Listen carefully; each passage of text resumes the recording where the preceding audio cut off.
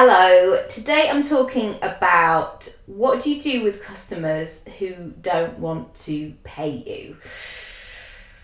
Can you tell I've experienced this? The whole thing about pricing is difficult because what we value and how we spend our money is all very different. So there are some people, let's look at tomatoes for example.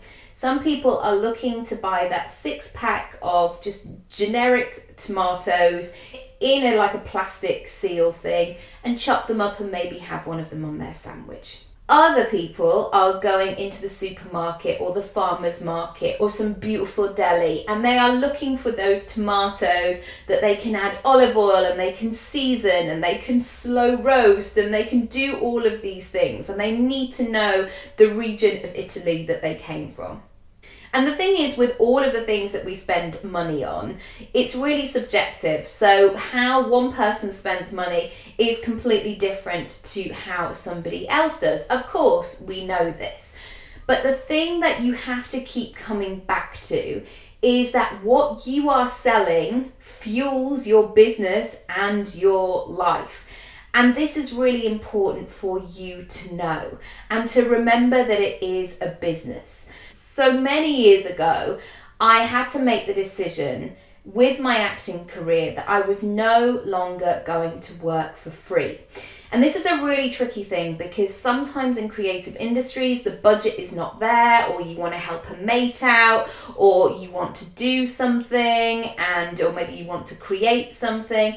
And it can be really hard to be able to make a black and white decision. But it got to the point where I was doing favors for everybody. Yeah, of course I'll come and give up my weekend and do this. Or of course I will attend this because it's good experience or it's a good opportunity. But one thing that I realized was I was living in that energy. But if this energy kind of reference is a bit hippie, just try and think of it in terms of a feeling, or you're in the free room. But what I found that I was doing was that if you imagine a kind of big building, I was in the room that I didn't want to be in. So I was basically in the free room where everybody was scrimping and saving and complaining and bootstrapping, and they had that kind of energy of, oh, we'll never get to the other rooms, like, oh, let's just be in this kind of free situation. And that energy for me drags me down for a while, and I had to look at the evidence on paper. I had trained for 3 years. I was a fee-paying student, so it was very expensive. I worked throughout my whole year to try and sort of supplement this. I went without a lot of stuff. I didn't have that student experience where I was literally just in the pub all night. I was trying to do all of the things and make it work, and I actually ended up leaving halfway through my 3rd year because I got 2 jobs back to back. So that opportunity to be in the working world was really exciting. I wasn't one of those people who sort of left and then didn't work for years and years. I was earning money as an actor very early on. And one thing I've realised over the years is that money is just kind of a number. And because of my portfolio career and the range of projects that I get to do, sometimes it's a really interesting conversation. For example, I went up for something as an actor the other day, and the fee that they were going to pay for a week's work was about 15 grand.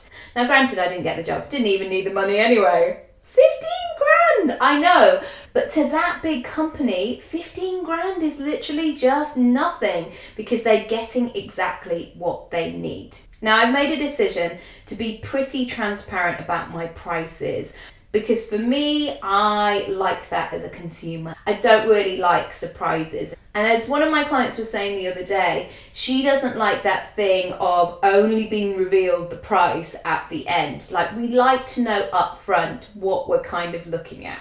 And that's not to say you're therefore not going to be interested, because sometimes things are not as expensive as you might think they are. Now, my point to this video is there will always be somebody who thinks that you are too expensive. There is always going to be someone that thinks you are undercharging. And I hate to say it, but usually there are going to be people who are going to assume that they don't have to pay you. Even though online they're talking about all the things that they love and supporting small businesses and all that kind of shite, but then when it comes to it, they don't want to pay.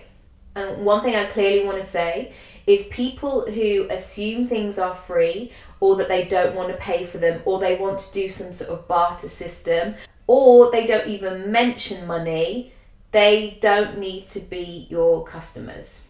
And I feel very strongly about this because as somebody who has podcasted consistently and somebody who has created a lot of content, I know, because they tell me, that I'm serving my audience and my listeners. My audience, it sounds ridiculous, but the people who are in my community and in my surroundings, I know that I am serving and giving value on a day-to-day basis.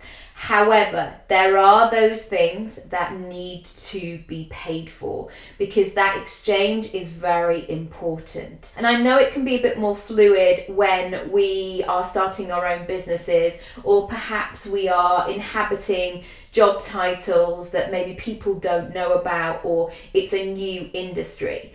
But I always come back to this example. If you're training to be a hairdresser, and we're not talking like the big London fashion show type people, we are talking in this very basic way of like a tiny little salon on like a not so nice street. That person would have an apprenticeship, they would have a training period, and whatever happens, once that had finished, they would then begin to charge. So that's what I want you to take away from today. Get used to talking about money. Get used to asking for it. Get used to thinking about what your worth is or where you're at. Now, I know so many people talk about like a 7-figure or an 8-figure business and all of this sort of stuff. And you may be just starting out and just going, oh, I don't know what to charge. Charge something. Get used to that exchange. Get used to that email conversation. So even if in the first instance, all you're asking for is travel expenses, do that. Do what feels comfortable, but then step it up to the next thing, step it up to the fee. And also, it's really important that if somebody is charging for what they are doing. So for example, I don't speak at events where they don't offer me a fee, but they're charging a big fee on the door, for example. It's really important that that person steps up as a business owner as well and really understands how they need to distribute their budget, because you are worthy and you need to be paid. And I know I'm sounding a bit like a pageant mum now, but I feel very strongly about this. Anyway, I would love to hear your thoughts. It's a juicy topic. Leave a comment below. Email me, DM me if you don't want this to be public. And I'll share with you any resources that I have, because again, it's really important to talk about pricing and making sure that you're actually a business that earns money, because guaranteed you will be paying into your business, you will be paying out for things to make it grow, so you need to bring that money back in.